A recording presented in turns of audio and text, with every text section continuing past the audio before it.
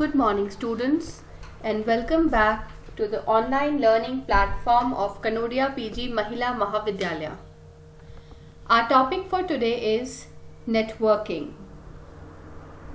So a network itself means you are connecting a lot of devices to each other.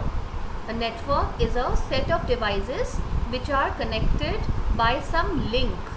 Now devices in computer terms are also referred to as nodes. In computer, when you connect many devices to each other through any kind of a cable or a link, each computer which is connected to that link is known as a node.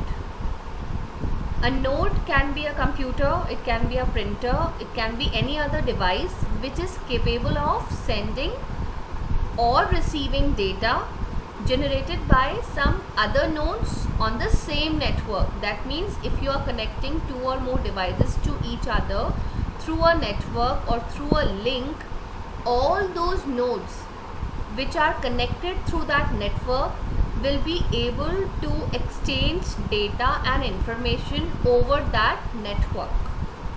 For example, a shared drive. So if in the college we have three systems which are connected to the same network, those three systems can share their data, can save their data on a shared drive, and each of the node will be able to access the data stored on the shared drive through the shared drive. That means it is a common place where you store your data and all the nodes will have access to that data. So a node is, again, it can be defined as a computer or any other device which is capable of sending or receiving data which is generated by some other node on the same network.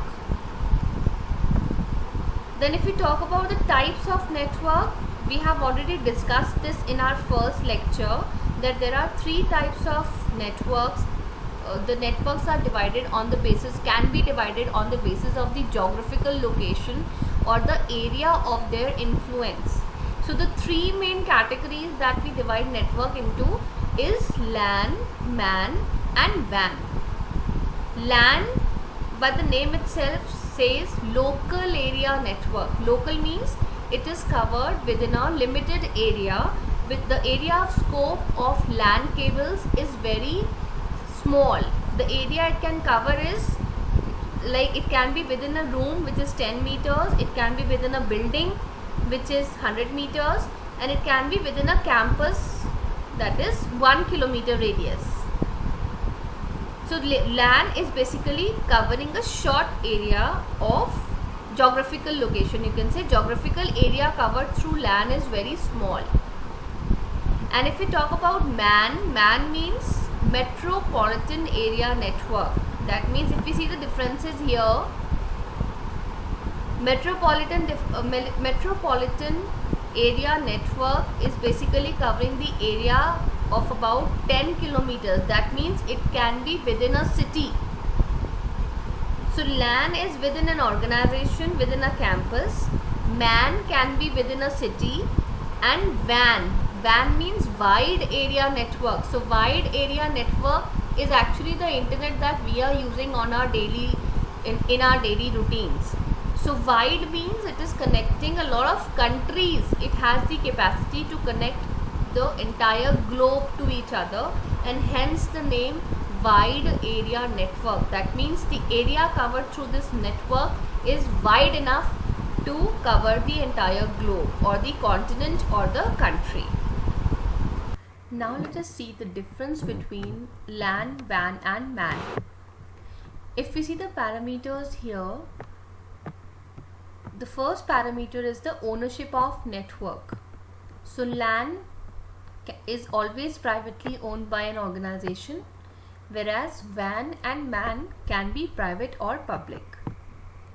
According to geographical area covered, as we have already seen in the last slide, that LAN covers a very small area, whereas MAN covers a moderate area because this is related to metropolitan area network, so it will cover a moderate area. And wide area network, since it is wide in itself, it says wide, that is why the geographical area covered will be very large. If we talk about the design and maintenance here, LAN, because it is on a small area, it is very easy to connect and easy to lay out, whereas MAN and WAN is not that easy to connect or design. Then we talk about communication media here. So this is the cables that you use in order to establish the networks. In case of LAN, coaxial cable will do. Coaxial cable is the one which we use in our televisions and other electronic gadgets also. This is the simplest cable. So coaxial cable can be used to connect the LAN network, whereas if we need to connect MAN, it can be connected through coaxial cables or optical fibers. These optical fibers are those which are nowadays used to lay down the wireless network in our houses. The Wi-Fi's that we are using at our home or any organization, they are connected through optical fibers. This optical fiber is a very thin kind of a wire, very delicate kind of a wire, but this is used to enhance the speed. Like in optical fibers, you have a very good speed through optical fibers. Then people also use PSTN or cable wireless cables in order to lay down the MAN network. Whereas in case of WAN, they use the satellite links in order to connect the wide area network. So this is connected through satellites because it is connecting the entire globe, the entire world. So it is done through satellites. If we talk about the bandwidth here, the speed, the bandwidth, the frequency, in LAN the bandwidth is low, and in MAN it is moderate. In case of wide area network, it is very high. And similar about the speed. Now speed here will be inversely proportional to the bandwidth because LAN covers the least area as compared to WAN and MAN. LAN covers a very small area, and hence because very small number of networks or nodes are connected, computers or nodes are connected through LAN, that is why the speed will be very high because the congestion is low. There are not many computers connected to the LAN, that is why it will give you a very good speed to work on. Whereas if you compare MAN and WAN, MAN will give you moderate speed as well, and WAN, because it is connecting the wide area network, it is connecting the entire globe, the geographical area covered is very large, and hence the data speed will be low here. So this is all about LAN, MAN and WAN. Our next topic is protocols. Protocols are the main backbone behind internet. Protocols that we say, network protocols, are basically rules. They are some set rules that govern how the network would work, how the network devices will be connected, how the devices will transmit or receive data from one another, how will they communicate to each other. Those rules which govern all these things are known as the protocols. Protocols in English also means rules. So what rules are to be followed in a network, how they will exchange data, is all decided by the protocols that they are following. So the various types of protocols in e-commerce are: first is the internet protocol, which is also known as IP in short. IP is the main protocol to be used by a network, hence the name internet protocol. Basically, every node or every machine or every computer which is connected to a network is given an address. Every machine is allotted an address. Like you all are given a particular scholar number, each one of you have a unique scholar number in the college. Likewise, in the network, all the computers have a unique address in that network, and that address is defined by the IP protocol. We call it IP address. The address that is allotted to every machine is known as the IP address. That address is your machine's address on the network. How will you find that machine on the network? Through the IP address allotted to it.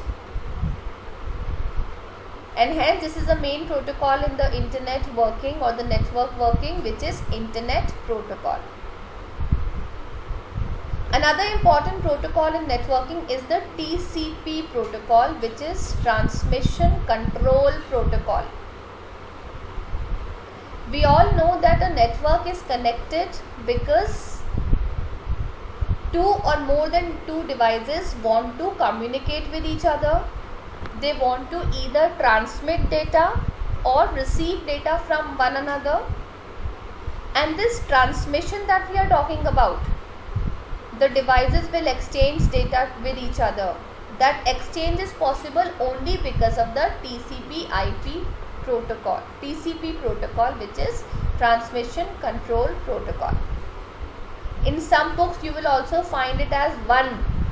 They will write TCP/IP protocol because transmission will be possible only when you have the internet protocol with it, only when you have the IP address attached to it. I will send a packet to another friend of mine only if I have the address of my friend. Any package, any courier services that you do, you are able to courier to the second person only because you have the address of that person.